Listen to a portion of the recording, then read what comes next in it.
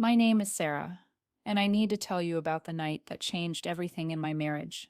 It was a cold October evening in Chicago, and the wind was howling through the downtown streets. As my husband Mark and I drove to his family's annual charity gala, I was wearing my best black dress, the one I had saved up for months to buy, and I thought I looked elegant. I was so wrong about what the night would bring. Mark's family owned a successful chain of hotels across the Midwest. They were wealthy, influential, and frankly, they had never liked me. From the moment Mark introduced me 3 years ago as his girlfriend from the public library where I worked, they made it clear I wasn't good enough. His mother, Patricia, would smile at me with cold eyes and ask when I planned to find a real career. His father, Robert, barely acknowledged my existence. But that night was different. That night they crossed a line I never imagined they would cross. As we walked into the grand ballroom of the Palmer House Hotel, I felt the familiar knot in my stomach. The room was filled with Chicago's elite business owners, politicians, celebrities. Crystal chandeliers cast warm light over women in designer gowns and men in expensive suits. I gripped Mark's arm a little tighter. Sarah, you look beautiful, Mark whispered in my ear. Just ignore them if they say anything. I wish I had listened to that voice in my head telling me to turn around and leave. Patricia appeared almost immediately, wearing a stunning silver gown that probably cost more than my monthly rent. She air-kissed Mark and then looked at me with that familiar disapproving expression. "Oh, Sarah," she said, her voice dripping with fake sweetness. "I'm so glad you could make it tonight. We have quite a few important people here, so please try to blend in." Before I could respond, she had whisked Mark away to meet some business associates, leaving me standing alone by the entrance. I felt the familiar sting of being treated like an outsider, but I was used to it by now. I made my way to the bar and ordered a simple white wine. The bartender, a young man with kind eyes, smiled at me warmly. "First time at one of these events?" he asked, in what sounded like a slight Italian accent. "Unfortunately, no," I replied, and he chuckled. "I'm Marco, by the way. I work these fancy events all over the city. Sarah, nice to meet you." As I sipped my wine, I watched Mark from across the room. He was laughing with his cousins, completely absorbed in their conversation about golf and business deals. I felt invisible, which was nothing new in this family. About an hour into the event, Patricia approached me again, this time with a group of elegantly dressed women I didn't recognize. My heart started racing because I could tell by her expression that something was coming. "Ladies," Patricia announced loudly, her voice carrying across the nearby tables, "I'd like you to meet Sarah. She helps keep our family organized. Think of her as our live-in maid." The words hit me like a physical blow. I felt my face flush hot with embarrassment as the women looked at me with a mixture of confusion and pity. One of them, a tall blonde in a red dress, actually looked me up and down, as if trying to figure out why the maid was wearing evening attire. "Oh," the blonde said, awkwardly. "That's nice." I stood there frozen, my wine glass trembling slightly in my hand. Patricia had just introduced me, Mark's wife of 2 years, as the family maid. In front of strangers. At a public event. "Patricia," I said quietly, my voice barely steady. "I think there's been a misunderstanding." "Has there?" she replied with a cold smile. "I mean, you do clean Mark's apartment, don't you? Cook his meals? Handle his laundry? What would you call that?" The women were starting to look uncomfortable, sensing the tension. One of them cleared her throat and excused herself to find the ladies' room. But Patricia wasn't done. "In fact," she continued, raising her voice even more, "Sarah here is so dedicated to her duties that she even married into the family to make it official. Isn't that resourceful?" I felt tears stinging my eyes, but I refused to let them fall. Not here, not in front of these people. I looked around desperately for Mark, but he was nowhere to be seen. That's when the second woman in the group, a petite brunette with intelligent eyes, stepped forward. She had been quiet until now, just observing the interaction with a frown. "I'm sorry," she said firmly to Patricia, "but I find your introduction quite rude. This woman is clearly your daughter-in-law, not your employee." Patricia's smile faltered for just a moment. "I'm sorry. Who are you exactly?" Dr. Elena Rodriguez. The woman replied, extending her hand to me instead of Patricia. I'm the CEO of Global Communications International. And you are? I took her hand gratefully. Sarah Mitchell, I said, finding my voice again. Mitchell? Rodriguez repeated thoughtfully. Are you related to the Mitchells who own the hotel chain? She married my son, Patricia interjected quickly, clearly flustered by Dr. Rodriguez's credentials. But Dr. Rodriguez ignored her completely and focused on me. What do you do for work, Sarah? I took a deep breath. Here was my moment, and I wasn't going to waste it. I work as a senior research librarian and translator, I said clearly. I specialize in international documents and correspondence. How interesting. Dr. Rodriguez said genuinely. What languages do you work with? Patricia rolled her eyes. Oh, here we go with the language thing again. But I wasn't talking to Patricia anymore. I was talking to Dr. Rodriguez, whose eyes had lit up with professional interest. I'm fluent in 9 languages, I said, feeling more confident with each word. English, Spanish, French, Italian, German, Portuguese, Mandarin, Japanese, and Russian. Dr. Rodriguez's eyebrows shot up. 9 languages. That's incredible. Are you a native speaker of any besides English? My grandmother was Italian, so I grew up bilingual. The others I learned through university and self-study. Patricia was looking increasingly uncomfortable, but she tried to maintain control of the situation. Well, that's nice, dear. But she was interrupted by a man's voice behind us. Did someone say 9 languages? We turned to see a distinguished gentleman in his 60s approaching our group. Dr. Rodriguez immediately straightened up. Mr. Yamamoto, she said with obvious respect, I'd like you to meet Sarah Mitchell. Sarah, this is Kenji Yamamoto, CEO of Pacific Trade Solutions. Mr. Yamamoto bowed slightly, and without thinking, I returned the bow and responded in perfect Japanese. Hajimemashite, Yamamoto-sen. Yoroshiku onegai shimasu. His face broke into a huge smile. Your pronunciation is excellent, he replied in English. Where did you learn Japanese? I studied it at Northwestern University and spent a summer in Kyoto working at a temple library, I replied. Incredible, he said. We've been looking for someone with your exact skill set. We need a cultural liaison who can handle complex translations between our Tokyo and Chicago offices. Patricia's mouth had fallen open. Dr. Rodriguez was smiling broadly. What kind of work? I asked, genuinely curious. High-level business translations, cultural consulting, international correspondence. The position starts at $150,000 a year, plus travel benefits. I felt my heart skip a beat. That was more than 3 times what I was making at the library. Sarah speaks Mandarin too, Dr. Rodriguez added helpfully. Mr. Yamamoto's eyes widened. Mandarin. Could you demonstrate? I switched to Mandarin and introduced myself, explaining my background and interest in international business. Mr. Yamamoto nodded appreciatively, even though I knew he probably didn't speak Mandarin himself. Remarkable, he said. I must introduce you to my colleague. We have people here tonight from corporations all over the world. As he led me away from Patricia, who was standing there speechless, Dr. Rodriguez fell into step beside us. You know, she said to me quietly, my company works with businesses in over 40 countries. We're always looking for talented linguists. The next hour was a whirlwind.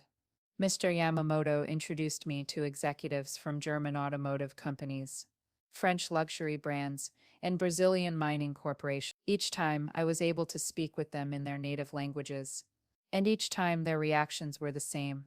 Surprise, delight, and immediate professional interest. A woman from a Spanish marketing firm pulled out her business card after I helped her explain a complex advertising concept to an American investor. You must call me, she insisted. We need someone exactly like you for our New York expansion. A Russian businessman was so impressed when I translated a technical document on his phone that he offered me a consulting contract on the spot. Meanwhile, Patricia had retreated to a corner table where I could see her whispering furiously with Robert. Mark had finally appeared and was standing with them, looking confused and concerned. I was talking with a group of international executives when Mark finally approached me.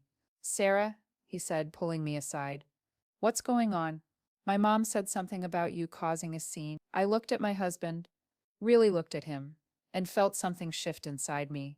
Mark, I said calmly, your mother introduced me to her friends as the family maid. His face went pale. She what? She told them I was the help. The live-in maid, in front of a room full of professionals. Mark ran his hand through his hair, a gesture I recognized as his stress response. Sarah, I'm sure she didn't mean. She meant it, I interrupted. And you know what? I'm glad she did it. What do you mean? I gestured toward the group of executives I had just been speaking with. I've been offered 4 jobs tonight. Real jobs, Mark. Career opportunities I never would have found if your mother hadn't forced me to prove myself.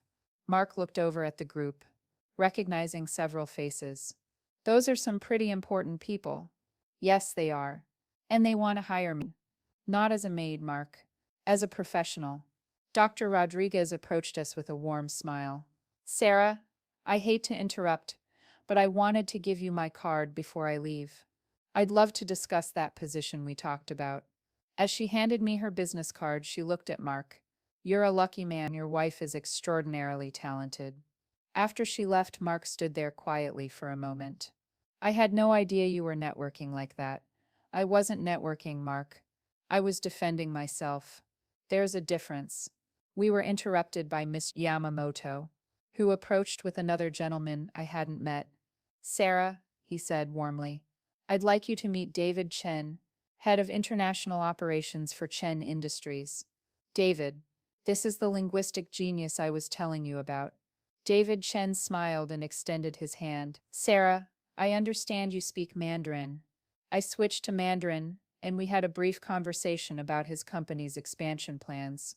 His face lit up with excitement. Your Mandarin is better than some of my employees in Beijing, he said. Switching back to English, I have a position that would be perfect for you. Head of Cultural Affairs for our North American division. It comes with a significant salary increase and the opportunity to travel internationally.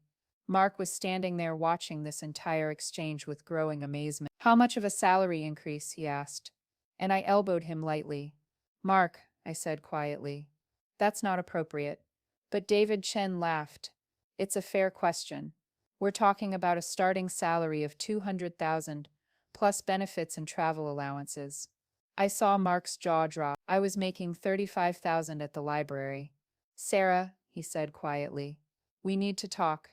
But before we could step away, Patricia appeared at my elbow. Her face was flushed, and I could tell she had been drinking more than usual. Sarah, she said, her voice tight, I think it's time you and Mark came home. You've caused quite enough disruption for one evening. The executives around us fell silent. David Chen raised an eyebrow. Mr. Yamamoto frowned. Disruption? I asked calmly. Yes, Patricia continued, apparently oblivious to the audience she had. You're embarrassing the family with all this showing off. Dr. Rodriguez had returned to our group and heard Patricia's comment. Excuse me, she said firmly, but I think there's been a misunderstanding. Your daughter-in-law isn't showing off. She's demonstrating remarkable professional skills. Patricia turned to her with obvious irritation. And you are? Someone who recognizes talent when I see it, Dr. Rodriguez replied coolly. Sarah, I hope you'll consider my offer seriously. We need people like you in leadership positions. Leadership positions? Patricia laughed harshly. She's a librarian. The silence that followed was deafening. I could feel the judgment of everyone around us, and it wasn't directed at me. Mr. Yamamoto cleared his throat. Miss Mitchell, he said formally, with respect, your daughter-in-law is one of the most impressive professionals I've met tonight. Her linguistic abilities and cultural knowledge are exactly what modern international business needs. I agree completely, added David Chen. Companies are paying top dollar for people with Sarah's skill set. Patricia looked around the group, realizing, for the first time, that she had seriously miscalculated the situation. Well, she stammered, I just meant that. What you meant, I said quietly, was to humiliate me. You introduced me as your maid because you wanted these people to see me as less than them. Less than you. The group was watching this exchange with obvious discomfort, but I wasn't done. But you know what, Patricia? You did me a favor. Because now I know exactly what I'm worth. And it's not what you think. I turned to the executives around me. Gentlemen, Dr. Rodriguez, thank you for your offers. I'll be in touch with all of you next week. As I started to walk away, Mark caught my arm. Sarah, wait. I turned back to him. What, Mark? I'm sorry, he said quietly. I'm sorry she did that to you. I'm sorry I wasn't there to stop it. I looked at my husband, and I felt a mix of sadness and clarity. Mark, the problem isn't that you weren't there to stop her. The problem is that you've never stood up to her. Not once in the 3 years we've been together. That's not true, he protested weakly. Name one time. I said. One time you've defended me to your family. He stood there silently, and I had my answer. I need some air, I said. I walked out onto the hotel's balcony, which overlooked the Chicago River. The October wind was cold against my skin, but I needed the clarity it brought. The city lights reflected in the dark water below, and I could hear the distant sounds of traffic and nightlife. I pulled out my phone and looked at the business cards I had collected. 4 legitimate job offers, 4 opportunities to build the career I had always dreamed of, but never thought was possible. My phone buzzed with a text from an unknown number. Sarah, this is Elena Rodriguez. I meant what I said tonight. Please call me Monday. I think we can offer you something very special. Another text came in. This one from David Chin. Sarah, it was a pleasure meeting you tonight. I rarely meet people with your combination of skills and professionalism. Let's talk soon. I was reading through the messages when Mark found me on the balcony. Sarah, he said softly, I've been thinking about what you said, and you're right. I haven't stood up for you the way I should have. I let them treat you badly because it was easier than confronting them. I turned to look at him. Why, Mark? Why is it easier to let your wife be humiliated than to stand up to your parents? He was quiet for a long moment. Because I've been doing it my whole life, taking the path of least resistance with them. It's cowardly, I know. It is cowardly, I agreed. But it's also hurtful. Do you understand how alone I felt? I'm starting to, he said. When I watched you talking to all those executives tonight, I saw you in a completely different light. I saw how confident and capable you are. And I realized I've been holding you back. I felt tears starting to form. Mark, I love you. But I can't keep living like this. I can't keep being treated like I'm not good enough for your family. What if things changed? He asked. What if I promised to do better? I looked out over the river, watching a boat pass slowly under the bridge. I got 4 job offers tonight, Mark. 4 opportunities to start over and build something meaningful. I know, he said quietly, and I think you should take one of them. I turned to him in surprise. Really? Sarah, you're brilliant. You speak 9 languages. You have skills that major corporations are willing to pay 6 figures for. I've been selfish keeping you in a situation where you couldn't shine. We stood there in the cold Chicago wind, and I felt something shift between us. Not an ending, but a beginning. There's something else, Mark said. I went back inside and talked to my parents. About what? About respect. About how they've treated you. About how I've allowed them to treat you. What did you say? Mark took a deep breath. I told them that if they ever disrespect my wife again, they won't see either of us. I told them that you're not just my wife. You're my partner, and anyone who can't treat you with dignity isn't welcome in our lives. I stared at him. You really said that? I did. My mother cried. My father got angry. But I meant every word. For the first time in years, I felt like Mark was really on my side. What did they say? My mother wants to apologize to you, properly. Not one of her fake apologies, where she explains why she was justified. I considered this. And your father? He's stubborn, but he'll come around when he realizes I'm serious. We went back inside together, and I could feel the energy in the room had changed. People were looking at me differently, not as the librarian who married into money, but as the professional who impressed some of Chicago's most successful business leaders. Patricia approached us cautiously. Her earlier confidence was gone, replaced by something that looked almost like fear. "Sarah," she said quietly, "I owe you an apology. A real one." I waited. "What I did tonight was inexcusable. I introduced you as help because I was threatened by you. I was threatened by how smart you are, how talented you are, and how much my son loves you." I could see this was difficult for her to say. "I've spent 3 years trying to make you feel small, because I was afraid you were bigger than all of us. And tonight, watching those executives fight over you, I realized I was right to be afraid. Not because you're a threat to our family, but because you're capable of so much more than I ever gave you credit for." I looked at this woman who had made my life difficult for years, and I felt something unexpected: pity. "Patricia," I said calmly, "I never wanted to be a threat to your family. I just wanted to be part of it." "I know," she said, tears starting to form in her eyes. "I'm sorry it took me so long to see that."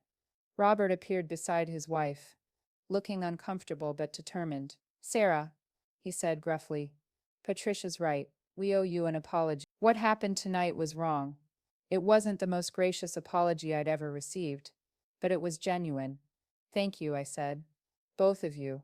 The rest of the evening was surreal. Patricia actually introduced me properly to several people, highlighting my language skills and professional background. Robert engaged me in a real conversation about international business trends. It was like meeting them for the first time. But the real change was in Mark. He stayed by my side, participating in conversations about my career prospects, asking intelligent questions about the job offers I had received. For the first time since we had gotten married, I felt like we were a team. As we drove home that night through the quiet Chicago streets, Mark reached over and took my hand. "So," he said, "which job are you going to take?" I had been thinking about this all evening. "I'm not sure yet. They're all incredible opportunities. What's your heart telling you?" I considered this. Dr. Rodriguez's company interests me the most.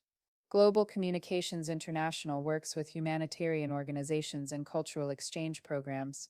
It's not just business. It's meaningful work. "Then that's the one," Mark said simply.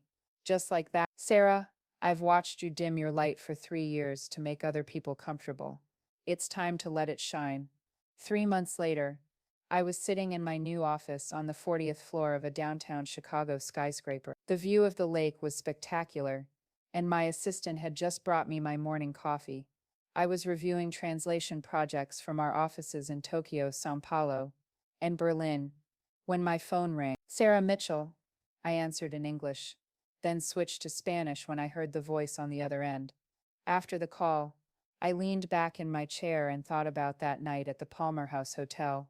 Patricia's attempt to humiliate me had backfired in the most spectacular way possible. Instead of making me feel small, she had forced me to reveal just how big I really was. My salary had tripled. My work was challenging and meaningful. I was traveling internationally, using my language skills to facilitate important business deals and cultural exchange. But the most important change was in my marriage. Mark and I were partners now. Real partners. He had started standing up not just to his parents but to anyone who didn't treat me with respect. And his parents had gradually learned to appreciate what I brought to their family. Just last week, Patricia had called to ask if I could help her with some Italian documents for a hotel she was considering buying in Rome. She actually said please and thank you during the conversation. My phone buzzed with a text from Mark. "Dinner tonight at that new French place. I want to hear about your call with the Berlin office." I smiled and typed back, "Sounds perfect. I love you." As I looked out at the Chicago skyline, I realized that sometimes the worst moments in our lives are actually gifts in disguise. Patricia's cruelty had forced me to find my voice, to recognize my worth, and to demand the respect I deserved. I had spent 3 years trying to make myself smaller to fit into their world. Now their world was expanding to accommodate all of me. And that made all the difference.